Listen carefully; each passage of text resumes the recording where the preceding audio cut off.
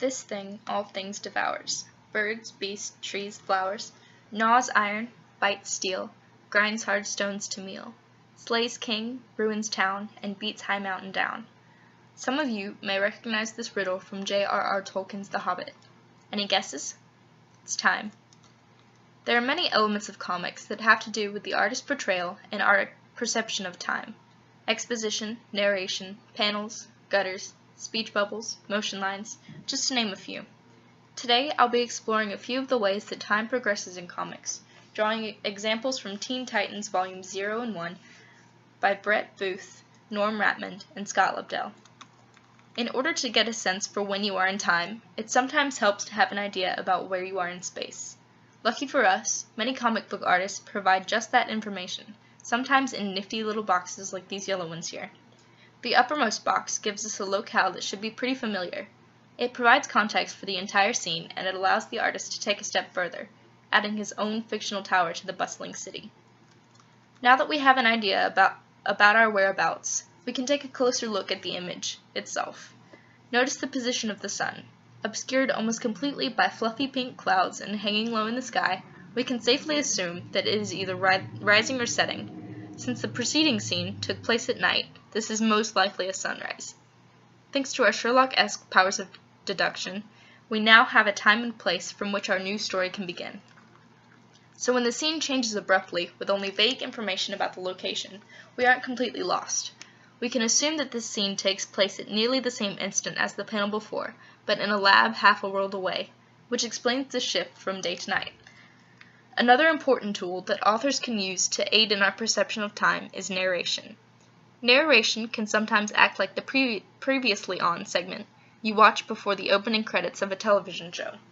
It catches you up on all of the important details you may have missed in prior episodes, or in our case, panels.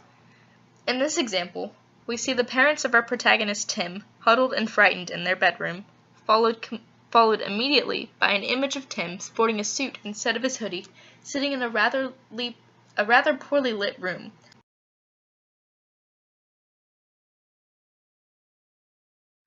So what exactly went down while we were turning the page? Thanks to the narration, we are able to get from point A to point B without a problem. We know that several hours have passed between the two scenes. We're also able to re-establish a setting, the Justice Department. However, this is not the only thing that narration is capable of. By changing the way these informative boxes of text are laid over an image, comic artists can easily manipulate the way we readers view a scene. For example, in this scene, the narration is meant to be read from top to bottom, creating the feeling of a camera panning from the top of the abandoned aviary to the focus of the scene, Tim on his motorcycle.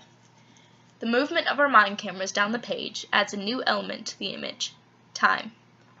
As suggested by Scott McCloud, we readers have a vague sense that as our eyes are moving through space, they're also moving through time. The exact amount of time is unknown, but to give us a vague idea, artists will often break scenes into a series of smaller ones. These smaller scenes are called panels. Panels represent their own little chunks of time. Having very defined, regularly shaped, evenly spaced panels indicates a smooth, linear progression where each panel occupies a similar amount of time. Of course, the exact amount of time a panel contains depends on the elements inside the panel. In this example, there are only two panels. The larger panel, in which Batman crashes through a window to act as Tim's human shield, has no defined borders and bleeds to the edge of the page. This makes the scene feel as though it is occurring outside of time. We are pulled back into the normal flow of time in the smaller panel. It represents the next instant, and we see it reflected in one of the shards of glass. This transition is moment to moment. The subject matter is very similar between the two panels, and there is a noticeable lack of gutter. Gutters represent the missing time, the pieces of the story left to our imagination. The gutters of this page are relatively small and uniform until the final transition, indicating that there's not too much going on behind the scenes.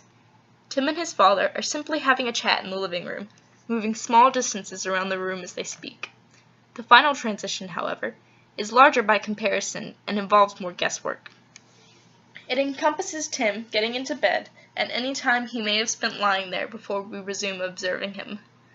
Now that we've looked at the more interpretive side of time, we'll shift focus to a more concrete aspect of its passage. With the introduction of speech bubbles comes sound. As you all know, sound is a very definite entity that takes time to travel through space. Therefore, when a character in a comic speaks, time moves forward.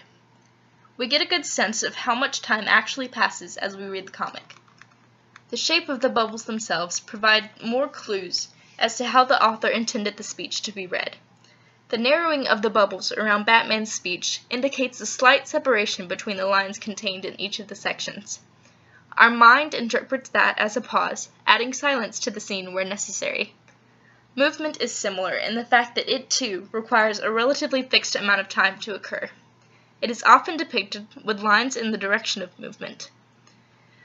Sometimes artists will include renditions of the object at different points in its path, as we see demonstrated here with Kid Flash zigzagging around the startled reporter.